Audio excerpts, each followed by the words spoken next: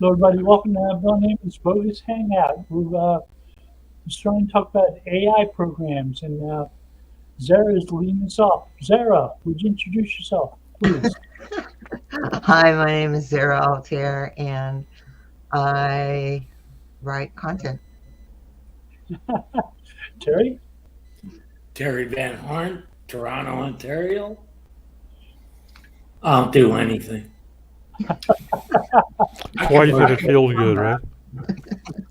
Yeah. Steve, will you please introduce yourself? Hi, I am also Zara Altair, and I also write content for the web. Oh, wait, no, wrong show. Steve Gritzer, and I am the CMO over at Web Narwhal. Doc? Doc Sheldon, once upon a time with Deep SEO Conference, and I'm the CEO over at Web Narwhal. And I'm Bill Slawski of SEO by the Sea, and I'm the Director of SEO Research for GoFish Digital. So we were talking about AI programs and how much we love them. They remind us of the spinning programs of old, where they seem to make up phrases that are the equivalent of other phrases. Sort of like English as a second language approach to writing content. Well, I want to put a little twist on that, where we were just this week. Google was talking about or released their automated help tool. Remember Clippy from Microsoft? Where they said, "Did you mean?" And so some people started submitting text to this, Google Docs tool to see what kind of tweaks it would make to it. And it made all kinds of tweaks to speeches from Martin Luther King and so on. Yet when you had speeches from like David Duke specifically saying the N-word, it had absolutely no suggestions. And so I'm looking at their AI tool thinking to myself, they don't want us to use AI to write content, but they're putting out an AI tool to help you write content, but their tool sucks so bad, it wants to rewrite some of the greatest speeches in history without any context or knowledge of what's going on.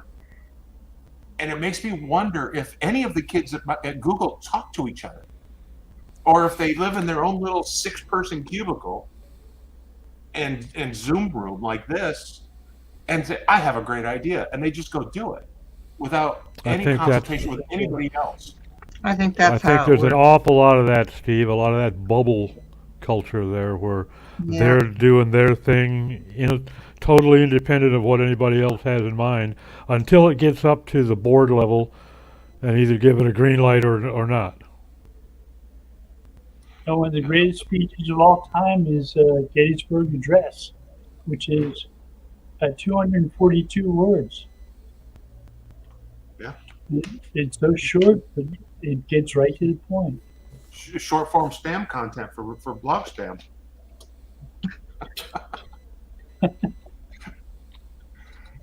I don't understand it's the same problem I have with the Google search, the Google ads, and the Google AdSense groups. Their suggestions will get you banned from their other platforms. Yeah. Or if not banned, at least penalized. The AdSense group says, here, put your ads here, here, and here, because this is where you get the most clicks. Google search says, don't put any ads here because it's spammy and the users won't like it. And then Google Ads turns around and says, just give me your money and run whatever ads you want, regardless of what anybody says. And you hit those articles that are titled Think with Google, and you wonder where the thinking is going on. Oh, those articles are so strange. The Think with Google article? Are they AI written? I have no idea. They're Just committee. They're published by Google. They're published by Google, yep. Yeah, written somewhere else, published by Google. Mhm. Yeah.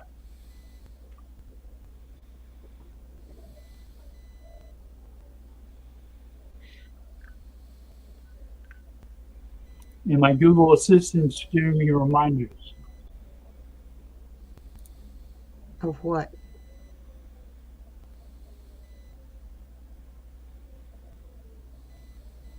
Here are a few popular actions.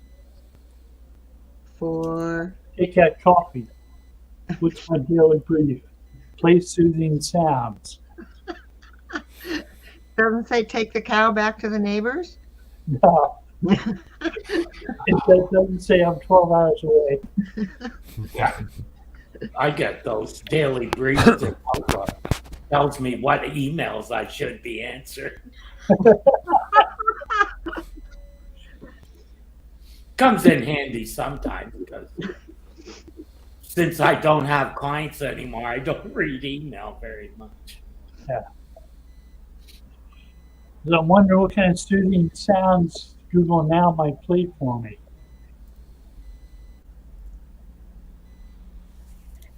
Just tell me to play soothing sounds.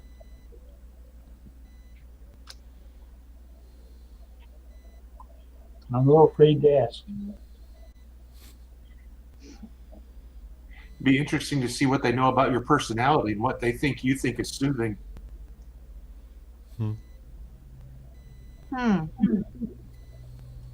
That's interesting. I have a, you know how they have those brainwave music things that are supposed to help you with study and focus and all that stuff? I have birds in the forest in May. But Google has a conversational search, and one of the patents from Google is having conversations with children, where they're hearing stories they're telling specifically for kids, Mm. and then they're telling you they can apply that to other types of people. OpenAI has a program to describe a document or summarize a document for a 6-year-old. Similar idea, I think. So you're saying we should run our SEO posts through that first before we publish them? I think maybe that might Especially be Bill. Oh, wow.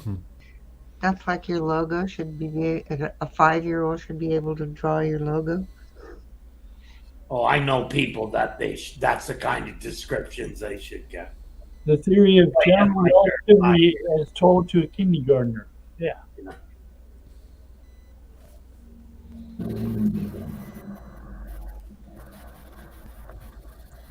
That would be fun. Of course, who would find that page? Probably not Google. It's probably in the supplemental. So. Probably.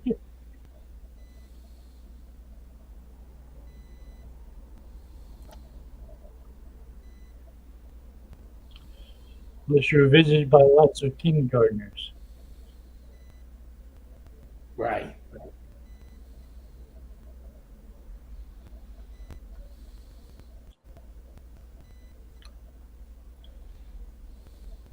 So, Terry, I waylaid your news for today. I don't know how I missed it. Oh, yeah?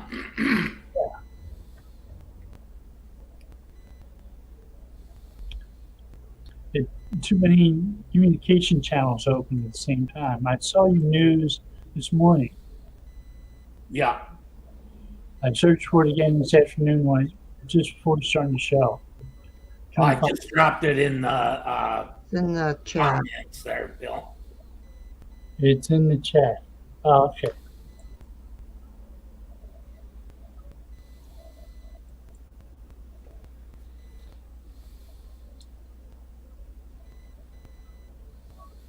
There's some interesting stuff. I thought the doing signed exchanges for some sites on desktop made sense. Since a lot of those probably aren't changing. So have any of you used the URL parameter tool? The one that's gone? The one that's gone. Not for a while. I used it in the past. I've used it in the past too. It was very effective. Yeah. which is why they've done away with it. They did away with it because too many idiots tried to use it and they didn't know what the hell they were doing. So Google has had some tools that were really useful that they got rid of, Right. Yeah. like Wave, which Yeah. is not too different from Slack.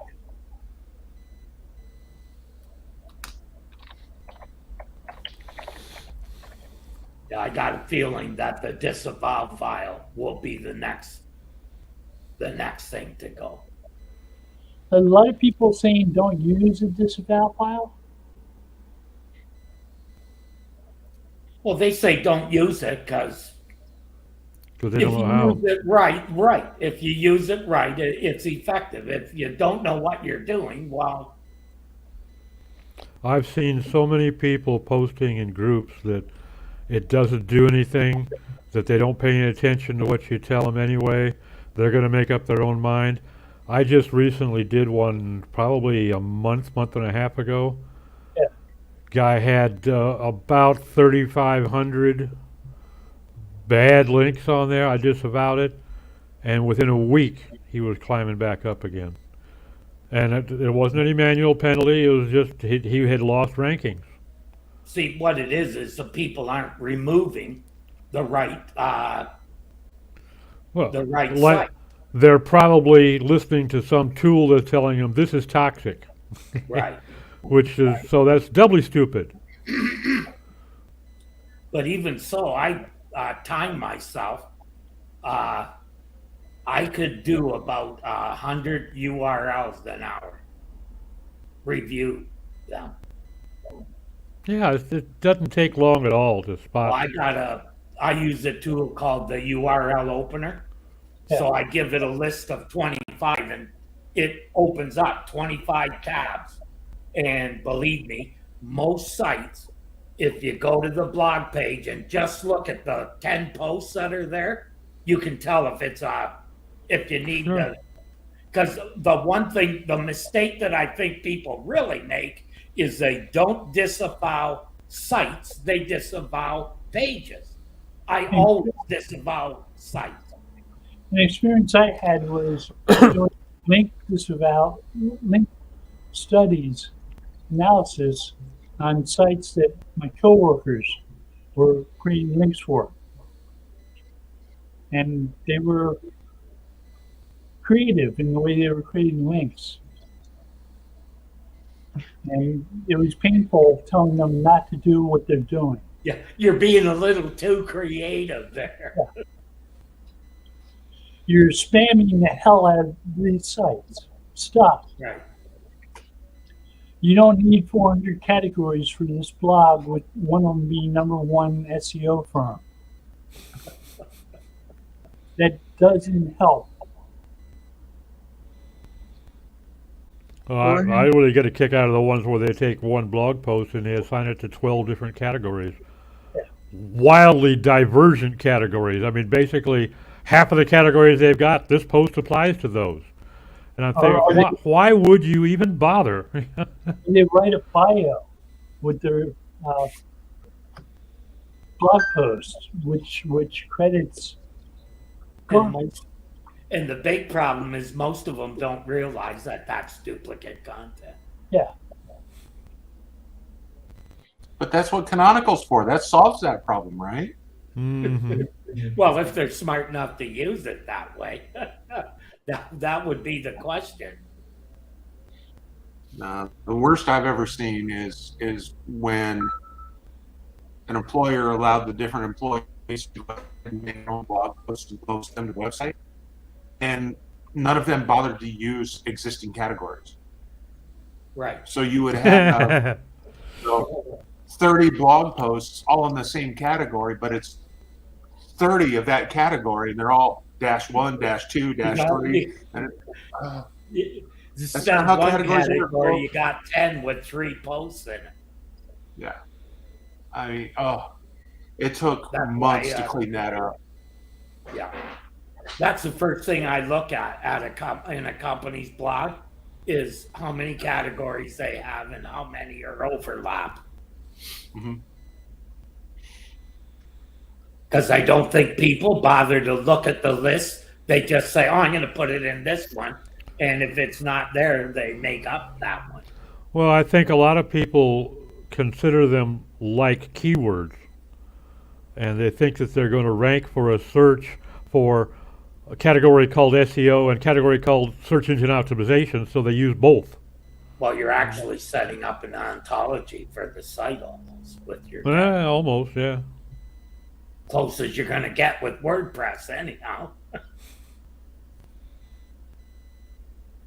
And category pages can be the easiest to rank because of the amount of information on the page that you can get.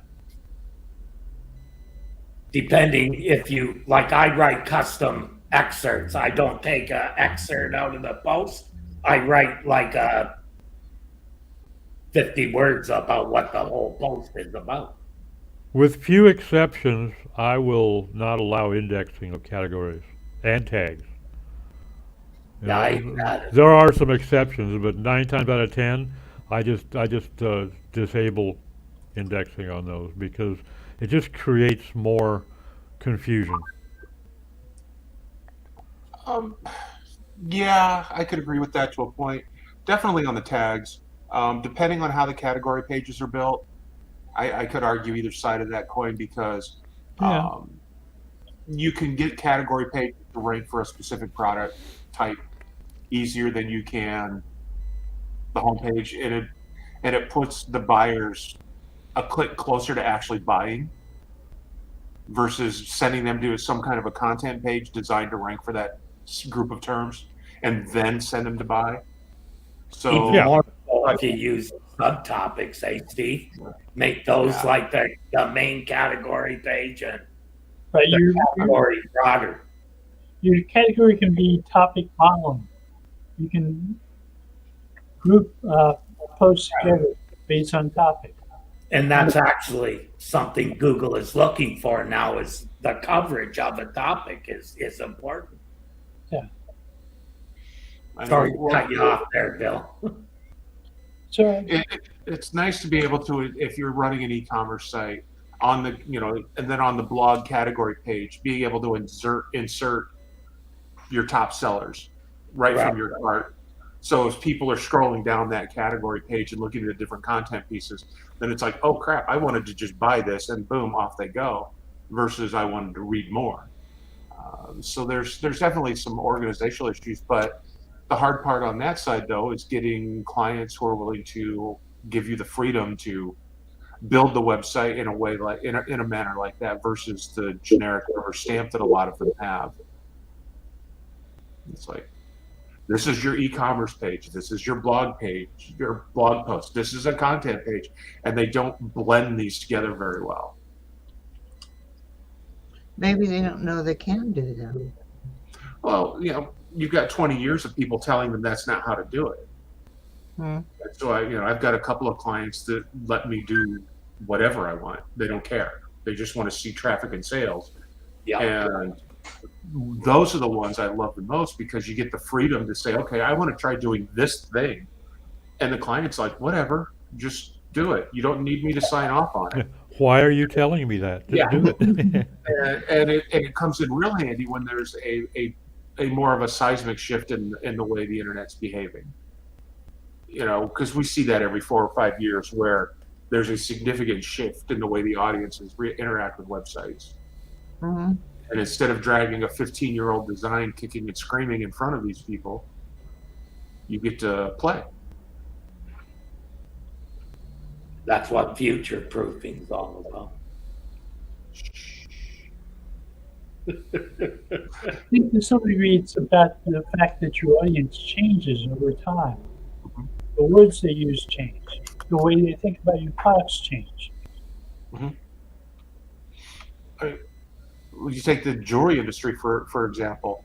There's certain milestones in people's lives that generally create jewelry. Getting married, anniversaries, Mother's Day, whatever. But then you also have these social shifts where diamonds are out of favor versus synthetic gemstones versus color gemstones. And you have to be able to address those different markets because you get to a younger group that's very anti-diamond, and they land on a diamond page, they're gone. You don't get a second chance at them. Noticing a lot of wedding rings are seldom gold now. A lot of people are going for the other metals. Yeah. And colors. Yeah, yellow gold is kind of fallen out of favor.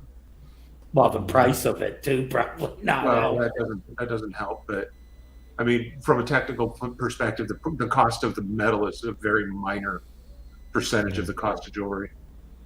Yeah. Oh, right, because it's not solid; it's bladed.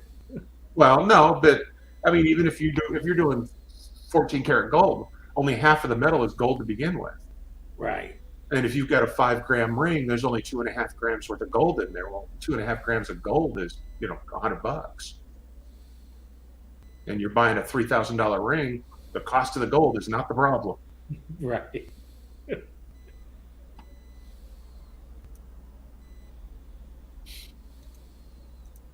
And it scares me that I have those numbers in my head. And always will, Steve. They will be there forever. Yeah.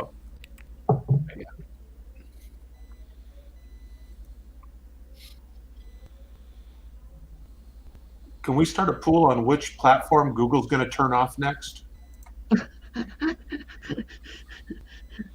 I'm just curious. I mean, We can run that parallel to the pool on which Google platform is the most popular. That'll be the one. There isn't one. I don't think about it because you mentioned Google Wave earlier, and I remember when Gina Trapani released her Google Wave book on everything you need to know about Google Wave, and literally the next week Google canceled Google Wave. It's like, you have got to be kidding me. The publisher would be real happy about that. So frustrating. Well, and you look at things like was Google Plus. Some of the stuff they were doing there are things that people are now asking for. Yeah. For like on Facebook, I would love to be able to create circles in Facebook and say, these are my work friends, these are my cow friends, and these are my jewelry friends, so that I can keep that sorted. Would be nice, wouldn't it? Yeah, I mean, the social circles were a really good idea. yeah, they were a brilliant idea. Circles are really great. Yeah. I also like that you could create different, I've forgotten what they called them. You could post in different categories. So only the people that were interested in photography would go to your photography posts, and only the people who were interested in poodles would go to your poodles posts. And the rest of the people never even saw those. I mean, Yeah. And I love the authorship markup, where if you wrote about something and somebody's connected to you, they would see your post in search results. Yeah, that's a problem for me on Facebook. I have relatives try and get me to follow them. I no thanks. And when I see them at a social event, they're giving me the dirty looks and whatnot. So here's the solution, Terry. You go ahead and you friend them, and then you instantly mute them. Now all you see is that you're friends, and they never know that they've been muted. Oh, okay. It was more, I didn't, I just tell them, well, if you're interested in SEO and marketing, you might find it, but that's all you'll see there. It's only for work. It's not personal at all. And even then, I hardly post anything there anymore. Not enough going on. I know when Google Plus died, and all these people that I knew on Google Plus wanted to suddenly friend me on Facebook, and I was just the opposite. I was like, listen, I don't do marketing stuff here. Right. I post in other languages without a translation, bona fortuna. I talk about art, I talk about theology. And if you still want to be friends, go for it. But but um, it's like, because I have this whole, yeah, circles would be wonderful on Facebook. Because I have friends that I've had from San Francisco for over 20 years now, and we're all more or less dispersed, a lot of us, but we're still friends. That's how we connect. And then my family is all dispersed, and I mean, I get a kick out of all the marketing people that friend me on Facebook and then find out all I do is post about cows. Sometimes your own, You're trying sometimes to give them a neighbors. warning, huh? Like, if you want to see me talk about marketing, you need to friend me over on LinkedIn because On Facebook LinkedIn, is yeah. for me to goof off. I will post pictures of cows, my cows, neighbors' cows, blown up barns, sunk tractors, all the fun stuff. No cows on LinkedIn? Was it you broke up real bad? What was that? You said no cows on LinkedIn? Nope. No cows on LinkedIn. And Twitter's just for trolling. So I noticed. Yeah, I'm waiting for the Ron Musk clinic. Well, your sound card is playing games with you, Bill. Yeah, Garbling you're really all bad. burgly. Yeah, well, there's a very active SEO community on Twitter. Yeah, but it's mostly a fire hose when they're posting. Yeah. I don't there's just some very basic user interface issues with Twitter that I just can't get around, so I don't use it much. Yeah, I'll go over there occasionally to see an article that somebody has mentioned. I'll see in my email, but I have no patience to use Twitter.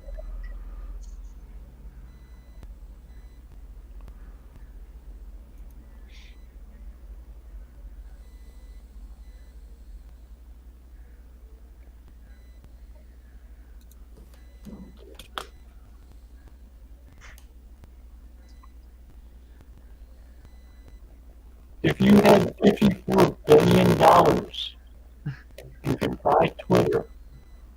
Would you today? Would I buy Twitter? Would you buy Twitter Uh-uh.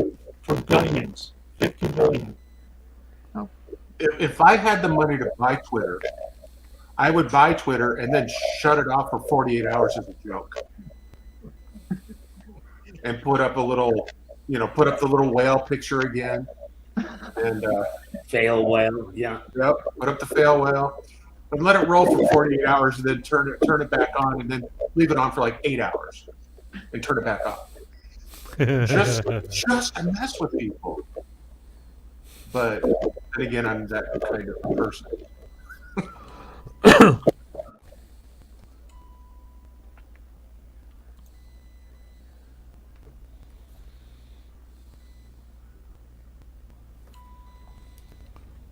Well, that's the one thing that I got a kick out of this morning from Elon, which may well have been a tongue-in-cheek. It may have even been a Photoshop job, but he supposedly posted that now that I've bought Twitter, I'm going to shut it down. Yes, I could live with that. So when are you going to put in a bid on Facebook, man? I mean, there are some things that he's quote unquote said he wants to do that I'm not sure I have a problem with, like verifying that users are actual people, real humans. I don't know how you would go about doing that in any effective way that couldn't be gamed, but it wouldn't be a bad thing.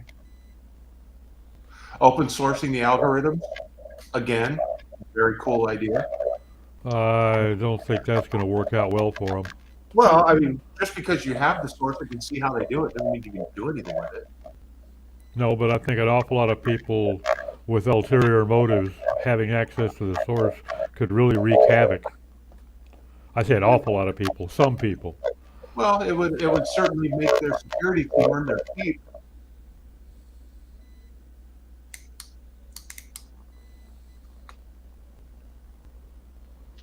Didn't it used to be that when not a profile, but your Facebook page.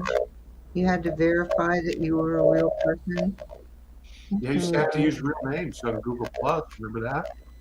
Oh, yeah. That was not good. All you need is an email address for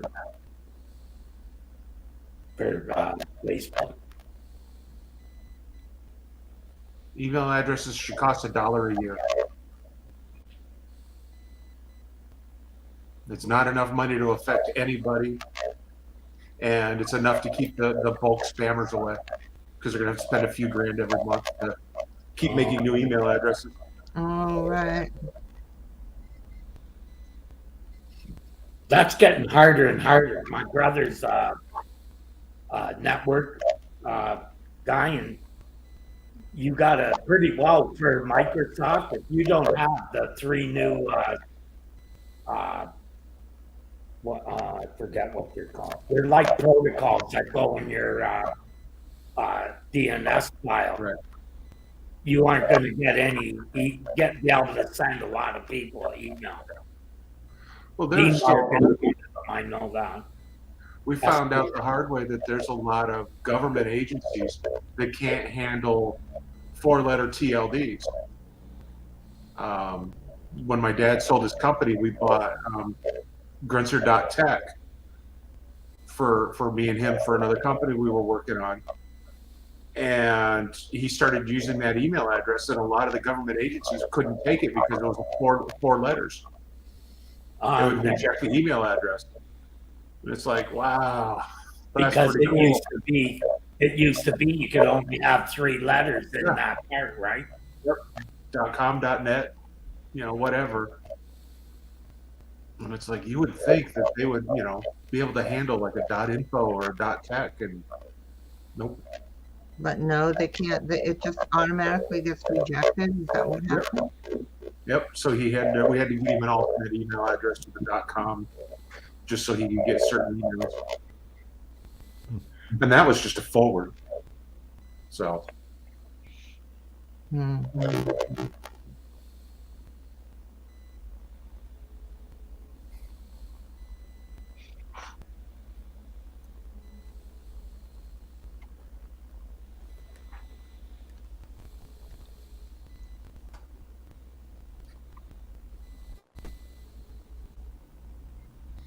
Is anybody using Google SiteKit, the WordPress plugin from Google? No. I didn't think so. We just don't seem like the type of guys that would go that way. I have a hard time investing any technology dollars into anything developed by Google anymore. Right. You can't trust them to maintain it. Yeah, they just added Question Hub to it. Which, when I went, I thought, oh, that would be great. And then I went and looked, and it's only available in 4 countries. Yeah. I installed SiteKit on one of my sites and just to check it out, and was totally underwhelmed and just turned it off again.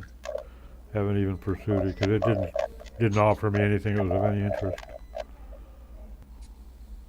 Right. Google Analytics and whatnot. Do you really need that in WordPress? Yeah. I guess it might be good for links and stuff, but it gets GSC too, I believe, and Google Analytics. The Who knows analytics. what you'll get for and how usable that would be.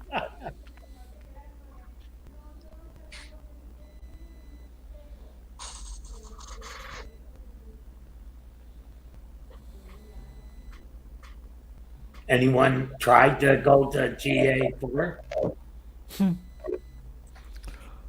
I'm flexing my procrastinator's muscles on that one.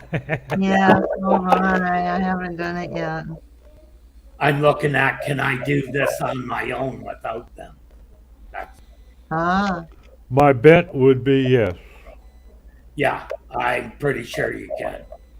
Especially on IIS, it has constant connection.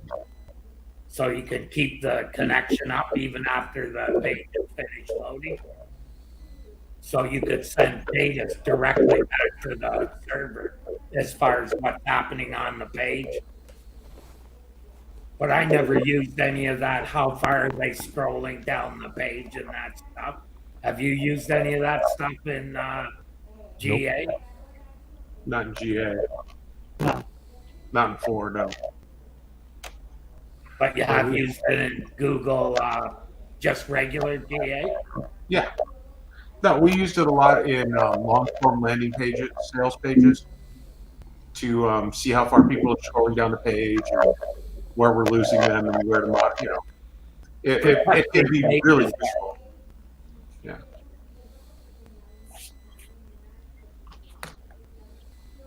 When you've got a nearly infinite scroll single-page sales page, you kind of need to know how far people are scrolling before you lose them. Right. Or if they're even bothering with the form, that kind of stuff, eh? Well, the theory used to be if they scrolled all the way to the bottom, they were invested enough to buy. And it's like, yeah, but how many of them were invested at the middle but not at the bottom because they just got tired of scrolling? Right. And then you don't even give them a price until they click, I want to buy it. And it's like, whoa. But some people scroll down the whole page automatically too. Yeah. I never look at the top of a page. As soon as it starts to load, I'm scrolling down to where the text is. I don't look at the maps. You don't like my big hero images? Oh no, yeah, I love them, Steve. Only on your side do I stop and look at them. The whole screen fills up with you got to wait for it to load a video in the background with the headline at the top of it. Well, we're getting some terrible feedback.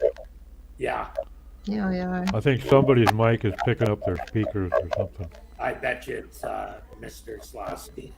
Must be my bet. He looks guilty. He's not using the He's a head. lawyer. What do you expect? He usually use headphones. Not have mine this time. Let's see what happens if I do this. Can't understand you, Bill. Hear your voices, garbled.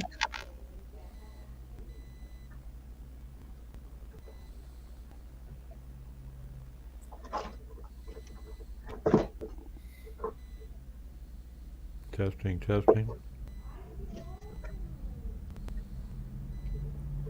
Yep, I blame Bill. It's not Terry for once. Thank Sounds you. better now. That's true, but hello. Okay.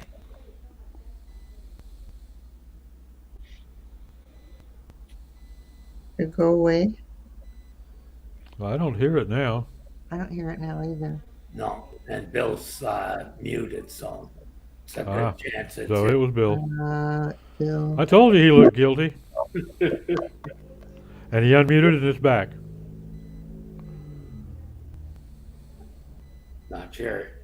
It definitely stopped in the background, so. I've noticed that Google's putting more and more of those review type things and trying to hide it by calling it different stuff now. Eh? Now they have from the web and other sites say, Oh yeah. Okay. you know, that's just the review stuff. They're not calling. I think they're just trying to hide that they're reviews and taking sites, you know, taking it right out of reviews on other sites. Which the buyer's guide did not go over too good. So I think that's why they're changing the names on these things.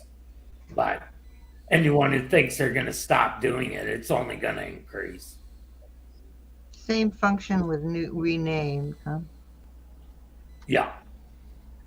And they also have what people are saying is another one they're using now, which is It said that it was just coming from discussion on online forums, but I saw a quote from Reddit also, and I don't think Reddit is a forum. It's more of a, I don't know, what do you call it? Where people go who have nothing better to do. But there's I'd really not a I'd guy. go with Quora. it's a digital brawl, Terry. Digital brawl. Not a lot of discussion. Hey, Doc, a lot of yapping going on. There you go. A lot of yapping, very little said. I hardly ever go to Reddit. Hardly ever. Now, I have seen a couple of groups, subreddits over there that were interesting. Had Uh-huh. some, once in a while, but it's by far the minority from what I have seen. I don't spend a lot of time over there, but I see so much crap to occasionally see something worth reading. Well, that's kind of the way I feel about Quora, because Yeah. the You're questions muted, are Bill. like, are you in 7th grade? I mean,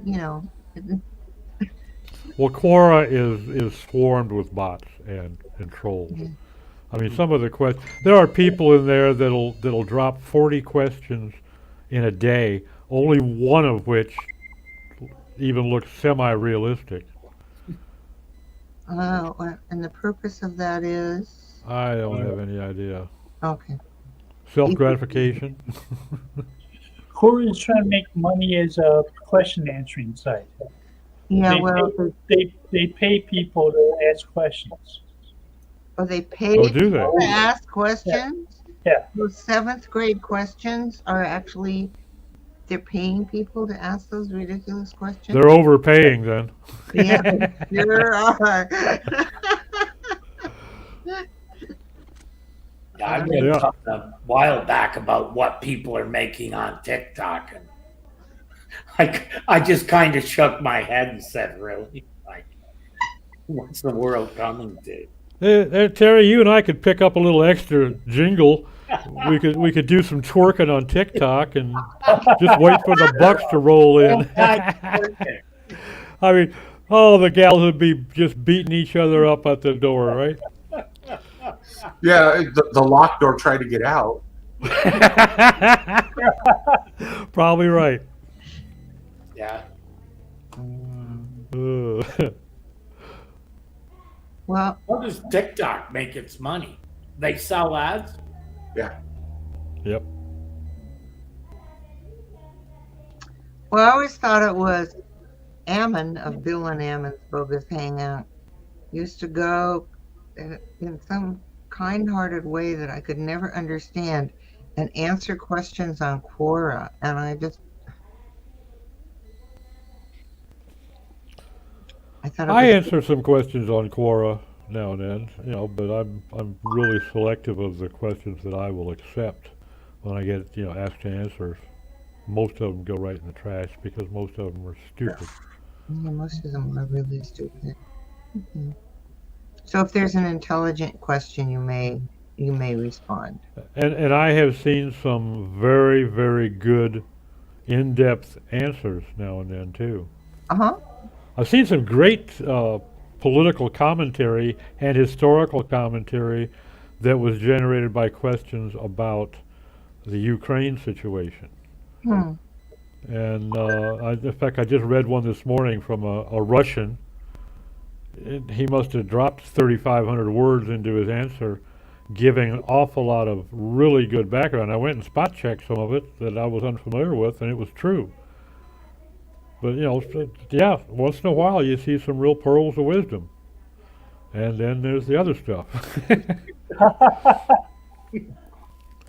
the stuff that you don't want to step on when you're walking the dog. Yep.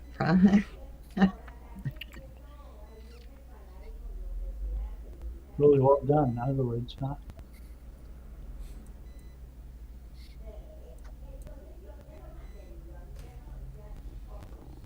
I was noticing on knowledge panels, I was looking at that because of the other posts there, where Google's writing a lot of the knowledge panels now. People are saying with AI, I don't think it's AI.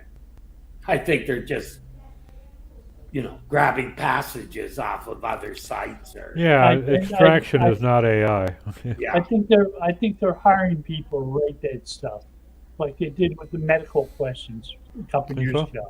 Uh, Is that where they send the people who wash out as Google Ads reps? Yeah, Yeah, I forget his name. The Italian SEO. He did a bunch of Italian cities, and they found the exact sites where the exact text was located. You talking about Massimo or? Uh, the guy at Wordlist? Marco. Gianluca? yeah, Gianluca Oh, okay. Fiorelli, I think is his last Yeah, name. Fiorelli. Yeah. He had a thing in it. They were taking it right off of websites. So, it's just extraction, data extraction. As Bill says, 80% of the web is unstructured data, and Yeah. Google knows how to pick it all up. With the passage ranking stuff, which was formerly known as indexing, you can tell they're segmenting with if you look at some of the programs that they have on their cloud app, you can see where they're summarizing paragraphs at a time. The one app I use actually will show you sentiment on each paragraph in a document. They do have 4 patents on candidate passage ranking. They claimed it had nothing to do with actual passage ranking, but it fits. Yeah. They're getting context from titles, Right. and they're using the main title of the page as a root heading. Which is why Google probably started rewriting titles so they Probably. would match what Mm-hmm. I've noticed for a long time that in the old days you'd see a query and then a page and then a rank for that page. Now it doesn't say it. The ranks don't make sense. Let's put it this way. You see a rank of it's 46, right? Average. Yeah. Well, that's across multiple queries, and it could be number 1 on 5 of them, and 1,000 on the rest. So, kind of not really that accurate of a statement.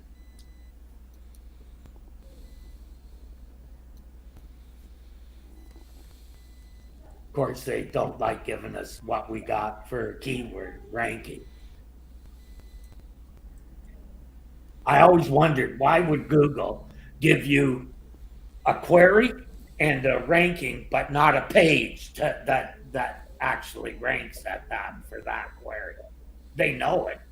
They just don't tell you. When you look at the page, it's got the average, what it, of all the queries that it is. Well, you know what their answer to that question would be, Terry. Well, They would yeah. say that because that knowledge wouldn't be any good to anybody. What they mean is it would only be good to SEOs. So Yeah. fuck Yeah. them. No, but GSC is supposed to be for SEO. Yeah. First of all, you take it out of the query for no other reason than to try and make people use AdWords to get the query. Exactly. The way they're going about getting paid to me is stupid sometimes. Because if you look at GA4, that's all about monetizing a service that is free. Yeah. Because if you read fine print, it's going to cost you to run GA4 because it runs on BigQuery, which does have a cost. Mind you, you can get quite a bit of data for free, but agencies are going to pay for it where they don't now.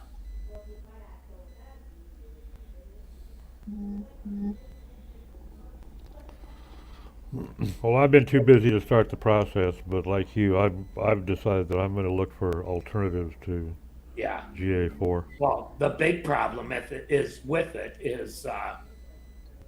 it's never given complete data. Even GA does not give complete data if you Well, start looking at funnels.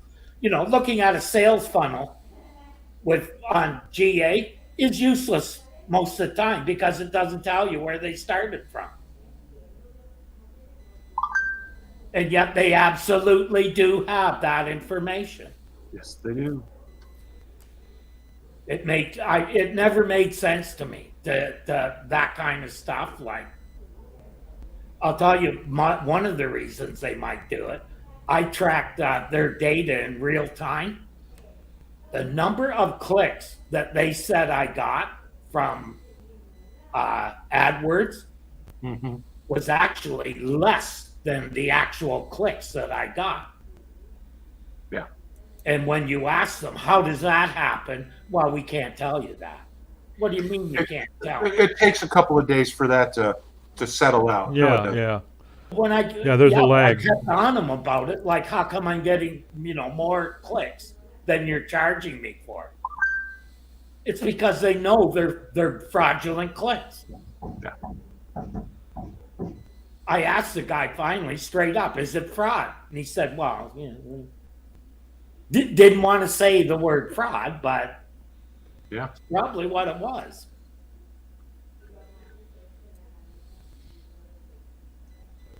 Well, your first mistake was talking to the guy, Terry. Well, Because all he's going to do is try to upsell you. no, we were spending a lot of money, and I was asking questions that they knew they weren't going to get any money out of me other than if they could help me fix something. But they really didn't like the questions about why numbers weren't matching. And asked me straight up, why are you using an internal program? Well, why do you think? Because we don't trust. Tabs on you. Because your external program sucks wads.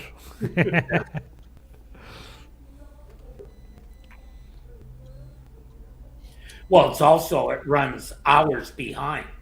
So when I started getting bad stuff from a site, I could turn it off before it got a chance to really rake us over, right?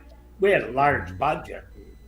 Some of those AdSense sites, they pound it to you for a short period of time, but I always was able to see, why am I getting so many queries from, or so many clicks from this site, and just remove it from the list of sites I'm using.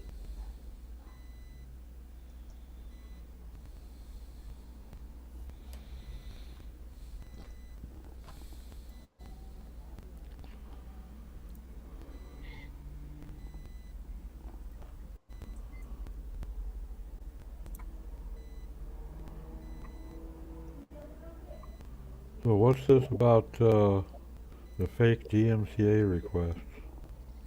Yeah, I that's haven't seen anything on that. I'm betting it's people using the OpenAI has a program that does pictures, and what they do is generate pictures and put it on another lawyer site and say they're using their pictures, and to give them links, or they're gonna DMC their site and all this stuff.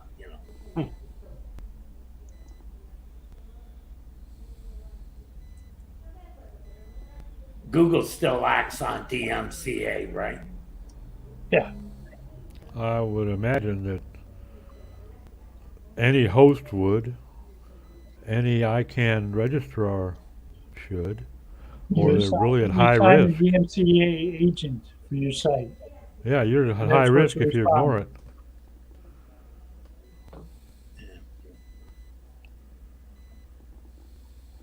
I know you used to have to go through a site called Chilling Point, or Oh, yeah.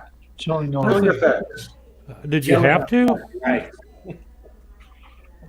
And then What was that? Google pretty well took over itself.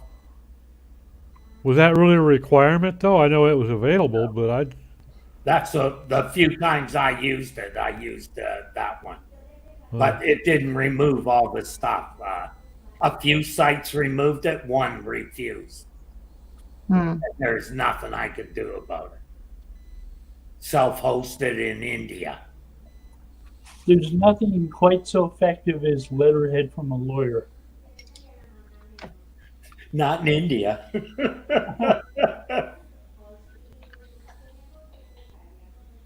well, if your lawyer's name is Pandy, you got a better shot. Oh, they were using that thing. Google will shut down your site, remove it from search, which was not true, probably. Hmm. I think they just remove the page that the DMC is against, right, Bill? Yeah, and they put a little notice at the bottom of the results Yeah, saying pages have been removed. yeah.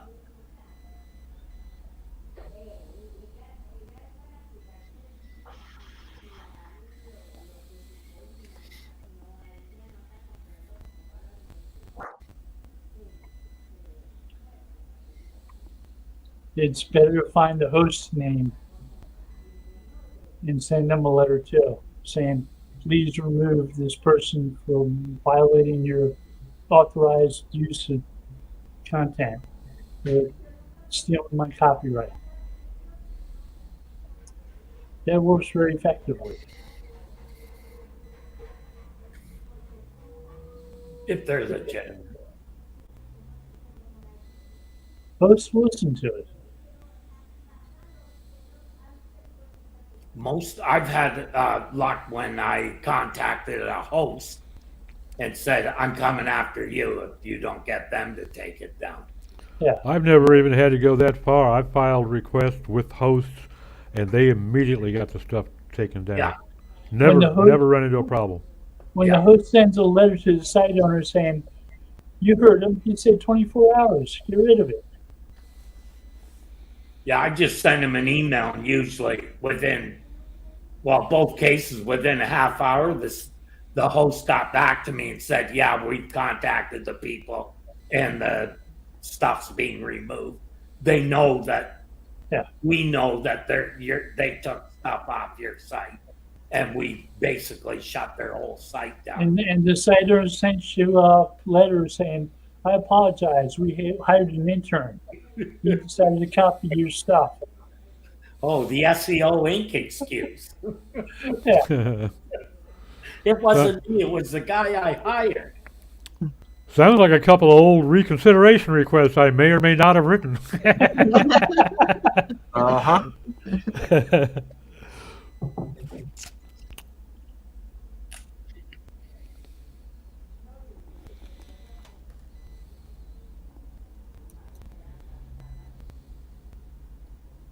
That's pretty hard to do when it's an SEO company. That's what you're doing it for. I was in that position once. Yeah.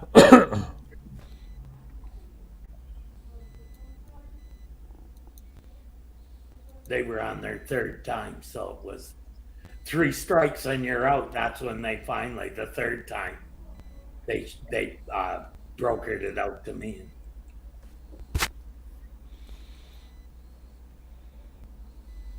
Butchered it and sent it back to them. I think that's the worst mistake a lot of sites make, is if you got the link, you shouldn't be the people that are deciding if it was a good link to get. Mhm.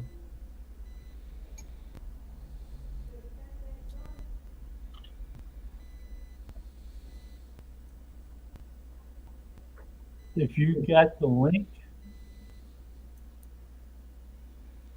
Well, sometimes, in this case, the company had tried twice to do it themselves, and let's say I think someone just didn't want to think that what they were doing was wrong. Well, what I run into, Terry, I had a client, they had tried doing it internally. They knew they had a bunch of spam, Japanese, Chinese, Russian links come in, and they had one of their guys go through, and he spent weeks going through all these things, and he gave a list of like 4,700 links to disavow. Jeez. And his boss says, no, we're not going to tank our ratings that hard. And he sent it back a list of like 1,100 he was allowed to disavow. And because they didn't want to give up the links, even though they were, it was a Japanese language. One of them, the example that I threw in this guy's face is a Japanese language site who happened to sell clothing. They were an English site that happened to sell clothing. Therefore, this link was relevant.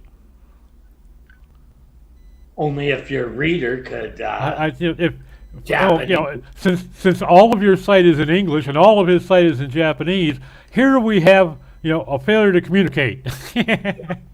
So the relevance is really hanging by a thread here. So I finally got the CFO gave me permission himself to just go ahead and delete what you think needs to be deleted. I submitted 11,000 links for disavow. Yeah. 11,000. Yeah, that's the first thing I do is find every site that's not in English if it's an English site. Yeah. Oh yeah. My biggest Yeah. complaint with the whole disavow thing was it took so much longer to disavow all those links that I built than it took to build them.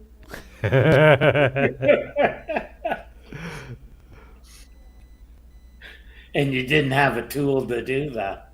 Yeah, no, I have plenty of tools to make the links though.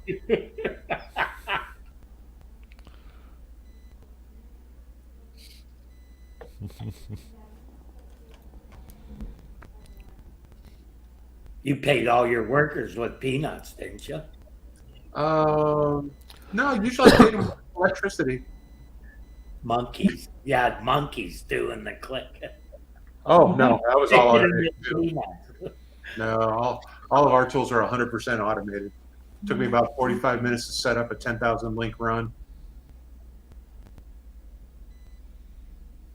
And most of those links stuck because they were actually, not horrible.